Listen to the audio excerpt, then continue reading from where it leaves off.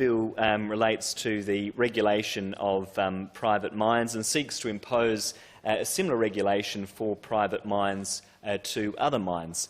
By way of background, in 1971 private mines were exempt from the Mining Act, which means, unlike other tenements under the Mining Act, a private mine cannot be fortified, relinquished, suspended, cancelled, and it does not expire. Private mines, Mr President, are antiquated.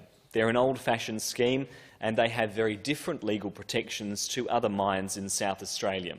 And I think most residents would be alarmed by the idea that you can have a private mine pushing up into your landscape, devouring that landscape and destroying your amenity.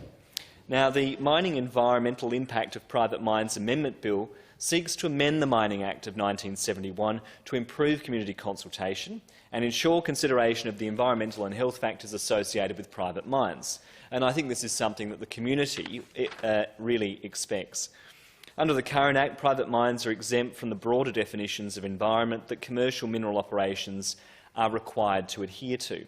That is, the impact on, and I quote directly from the Act, A. Land, air, water, including both surface and underground water and seawater, organisms, ecosystems, native fauna and other features or elements of the natural environment, and B. Buildings, structures and other forms of infrastructure and cultural artefacts, and C. Existing or permissible land use, and D. Public health, safety or amenity, E. The geological heritage values of an area, and F. The aesthetic or cultural values of an area. This bill simply removes the limited definition of environment that exists specifically for private mines within that Act, and instead ensures that the broader definition that exists for other mining operations in South Australia, which importantly includes cultural heritage, is applied. I don't think this is controversial, Mr President. My view is private mines shouldn't exist in 21st century Australia. It is an antiquated concept, but this bill does not abolish those private mines. It's a simple amendment that ensures that these mines are no longer considered a protected species when it comes to their environmental footprint. Currently, there are approximately 222 private mines across South Australia. 186 of those are understood to be actively mined, and 86 are inactive, as determined from their royalty returns. An example of the challenges the community face when they're facing off against private mines who are wanting to expand their operations is the White Rock Quarry in the Adelaide Hills. Despite being a bit of a tongue twister, Mr President, it's also a huge dilemma for the people of that area, because it has impacted on their capacity to enjoy their neighbourhood, and we know that it poses significant health consequences.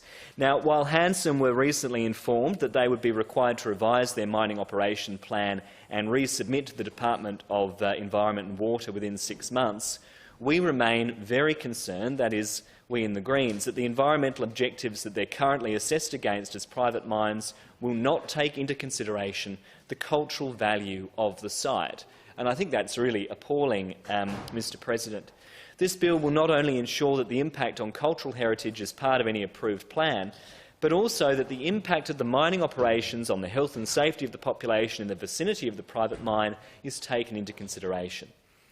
It is high time that this parliament took a strong stance against vested interests, stood up to these large corporations that are devouring our landscape and said enough is enough. Back off, move away from private residences and put the community health and well-being first, and put our environment first at this time of climate crisis. Mr President, I think all members of our community would be rightly concerned about these private mines that are devouring our landscape, and they want to ensure that there are appropriate controls put in place, and that's precisely what this bill does. I commend it.